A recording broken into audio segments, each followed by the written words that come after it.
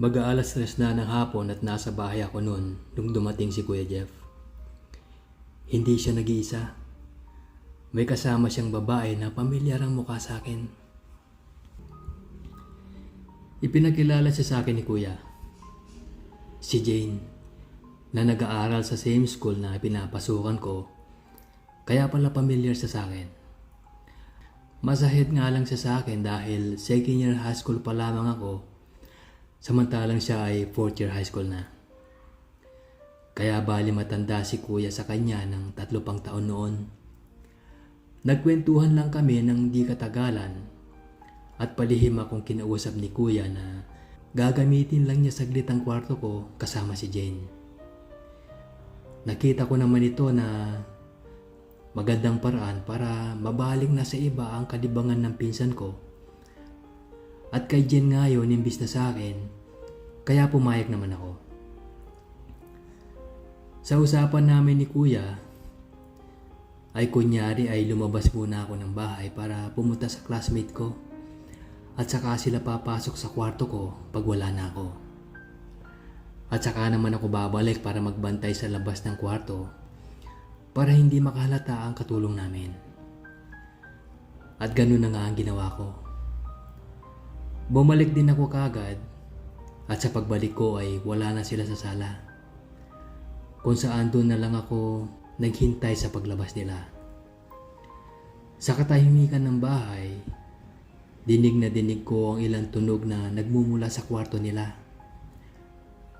At di pa nagtagal ay malinaw na sa isip ko na ang tunog na nadidinig ko ay mga boses ni Jane.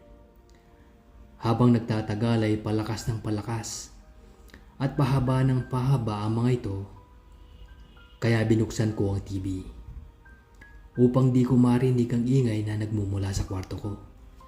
Lumipas pa ang 15 minuto ay lumabas na sa kwarto si Kuya Jeff. Wala itong damit at nakatapis na lang ng kumot. At nangingintab ang katawan sa pawis. Ngumingi si itong lumapit sa akin at humingi ng tubig. Pagkaabot ko ng tubig ay saka sinabing, "Naririnig mo ba?" Saka pinisil ako sa balikat. Tumango lang ako. Sa kanya sinabing, ako muna ang bahala sa katulong para hindi marinig ang gagawin niya kay Jane. At saka siyang umisi na naman sa akin na parang nakakaloko. Sabay pasok uli sa kwarto ko. Ilang saglit pa ay muli kong narinig ang boses ni Jane.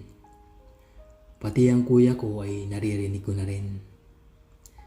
Sa mga naririnig ko, natutokso akong silipin ng hindi nakalapat na pinto ng kwarto ko para makita kung ano ang aktual na nangyayari sa loob.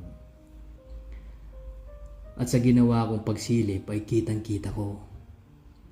Nakahiga sa kama ang gawing itaas na bahagi ng kanyang katawan, habang ang kanyang mga paanman ay nakalabas ng kama at nakaluhod sa pagitan ng dalawa niyang paa si Kuya Jeff.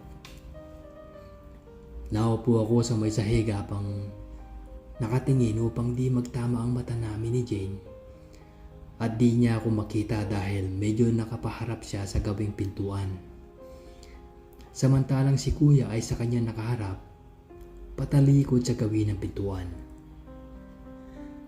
Patuloy sa ginagawa si Kuya. At kung mga 5 beses kong nakita na naninigas sa mga binti ni Jane. Saka ako narinig na parang nakikiusap si Jane na galawin na siya. Tinanong pa siya ni Kuya kung gusto niya talaga. At umuo naman si Jane. Pagkatapos noon ay sumampa ni si Kuya sa kama. Naging sunod-sunuran lang si Jane.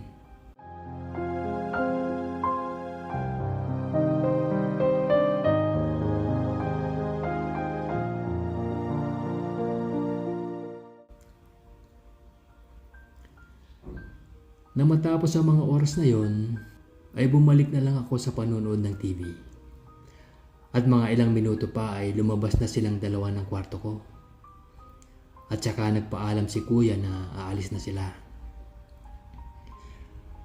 Nung makalabas na silang dalawa ay bumalik si kuya at pabulong na sinabing babalik agad siya at ayusin ko daw muna ang kwarto ko at doon siya matutulog. At saka kinuhang kamay ko at ipinakapa sa akin ang harap niya. Saka sinabing, mabubusog ka sa akin mamaya. Papadilim na noon nang umalis si Kuya Jeff kasama si Jane. Matapos niya itong galawin sa kwarto ko mismo. Pinasok ko kaagad ang aking kwarto nang makaalis sila upang ito ay ayusin. Dahil alam ko kung gaano kagulo ang kama ko. Dahil sa nasaksihan kong pagyari ni Kuya kay Jane. Agad ko nang inalis ang basa kong kobre kama upang ito ay palitan. Nilinis ko rin ang sahig na nabasa din. Habang ginagawa ko ang paglinis ng aking kwarto, ay hindi maialis sa isip ko ang nasaksihan kong kabagsikan sa kama ni Kuya Jeff. Sa gulang kong yun noon, ay gulat na gulat ako sa kahalayang ipinakita ni Kuya. Hindi siya nangiming ipapanood sa akin ang ginagawa niya kay Jane. Lahat ng ito ay malayang ipinapanood sa akin ni Kuya. Ang naglalaro ngayon sa isip ko ay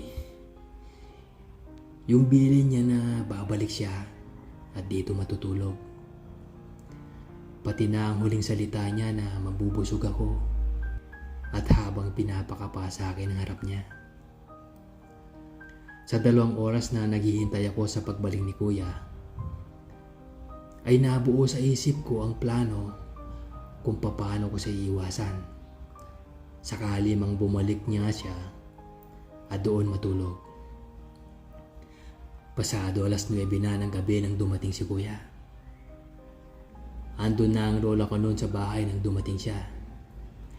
Agad itong lumapit sa lola namin at nagmano saka buong kainosentehang nagpaalam kay lola na doon siya makikitulog. Agad namang pumayag si lola at sinabing doon na sa kwarto ko matulog. Pagkasabi noon ay saka sumulyap sa akin si Kuya Jeff at gumisi ng may kahulugan. Pinakain muna siya ni Lola at saka pumasok si Lola sa kwarto niya at natulog. Nasa sala lang ako noon at di pa pumapasok sa kwarto ko. Ang plano ko ay sa sala matulog ng gabing yon upang maiwasan kung ano man ang binabalak ni Kuya Jeff. Matapos kumain ay nagsindi ito ng sigarilyo at tumabi sa akin habang ako ay nanonood ng TV. Sa pagkakatabi niya sa akin ay tinanong niya ako kung napanood ko ba ang lahat ng ginawa niya kay Jane. Sumagot naman ako ng oo, pero di ko siya nilingon at nanatiling nakaharap ako sa TV. Sa kanya sinabing, 2 na kayong nagalaw ko sa bahay na to. At ibinuga ang usok ng sigarilyo sa kinalulugaran ko. Napatingin ako sa kanya. Nagulat ako sa sinabi niyang katotohanan. Sa ipinamukha niya sa akin na siya ang nakauna sa akin sa pagbibigay ng karanasan sa kamunduhan. Inalis ko kaagad ang tingin ko sa kanya. Di ko matanggap sa sarili ko na bumigay ako sa kanyang pang-aakit noon at ngayon ay pinamumukha na yata niya sa akin. Sa kanya dinugtong na sinabing masarap lang galawin si Jane pero mas masarap kang magpaligaya. Di na ako lalo nakatingin sa kanya sa sinabi niyang ito. Nangliit ako sa isa pang katotohanang niromansa at pinaligaya ko nga siya. Katahimikan na ang sumunod nun hanggang maubos niya ang kanyang sigarilyo. Matapos nito ay tumayo siya at nagpaalam na maligo. At nagpaalam na manghihiram siya ng pantulog. Agad ko naman siyang sinagot na kumuha na lang siya sa kwarto. Pumasok muna siya sa kwarto at saka lumabas at nagtuloy sa banyo. Halos kalahating oras din siya sa banyo bago natapos. At nang lumabas ay dumiretso na ito ng kwarto ko. Pero bago ito pumasok ay tinawag ako at tinayang matulog na kami. Nilingon ko siya at sinabing susunod na lang ako. Sa paglingin ko ay nakita kong nakatapis lang siya ng tuwalya at nangigintab pa ang katawan sa basang tubig. Halatang nang-aakit ang dating. Pumasok naman siya ng kwarto sa pag-aakalang susunod na nga ako. Ilang saglit pa ay tumawag uli siya na pumasok na ako. Umuo lang ako pero nanatili ako sa sala at di tumitinag. Nakakalahating oras na rin mula nun at lumabas muli ito. Nagsindi ito ng sigarilyo. Nakatapis pa rin ito ng tuwalya. Saka tumabi sa aking kinaupuan. Patuloy lang ako sa panunod ng TV nang magsalita siya na, "Ba't di ka pa pumapasok ng kwarto? Ayaw mo na bang ulitin yung ginawa natin?" Agad at malakas ang loob kong umiling bilang tugon sa tanong niya. Saka siya nagtanong uli na, "Sigurado ka bang ayaw mo nang matikman uli ang katawan na to?" At saka siya tumayo sa harap ko at walang kaabog-abog na tinanggal ang tuwalya na nakatapi sa kanya at tumambad sa akin ng kanyang katawan na nadadamitan lang ng kapirasong tela.